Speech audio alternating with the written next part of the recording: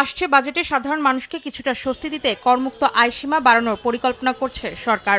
অর্থ মন্ত্রণালয় সূত্র বলছে, এই পরিকল্পনায় সাধারণ করদাতাদের জন্য বর্তমান ৩.৫ লাখ টাকার করমুক্ত আয়সীমা আগামী ৫ বছরে ধাপে ধাপে বাড়িয়ে ২০৩০-৩১ অর্থ বছরে ৪.৫ লাখ টাকা করা হবে। নারী ও ৬৫ বছরের বেশি বয়সী করদাতাদের জন্য বর্তমান ৪ লাখ টাকার করমুক্ত আয়সীমা ধাপে ধাপে বাড়িয়ে ২০৩০-৩১ অর্থ বছরে ৫ লাখ টাকা করা হবে।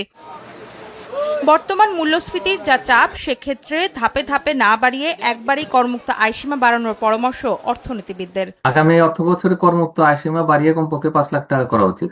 বিগত ২০১৫-১৬ অর্থবছরে করমুক্ত আয়সীমা ছিল ২.৫ লাখ টাকা এবং গত ১১ বছরে মানুষের প্রকৃত আয় মূল্যস্ফীতির কারণে কমে অন্তত অর্ধেক হয়ে গেছে। তো সুতরাং করমুক্ত আয়সীমা ৫ লাখ টাকা না করার কোনো যুক্তি নেই।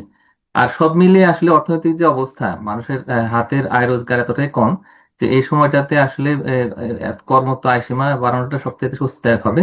প্রতিবন্ধী করদাতাদের জন্য বর্তমান ৪,৭৫,০০০ টাকার করমুক্ত আয়সীমা ২০৩০-৩১ অর্থ বছরে হবে ৫,৭৫,০০০ টাকা।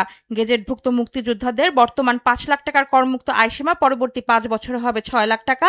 আর গেজেটভুক্ত জুলাই যোদ্ধাদের জন্য আসছে বাজেটে করমুক্ত আয়সীমা হবে ৫,২৫,০০০ টাকা, যা ধাপে ধাপে বেড়ে ২০৩০-৩১ অর্থ বছরে হবে ৬ লাখ টাকা। অন্তরা সেন, সময় সংবাদ, ঢাকা।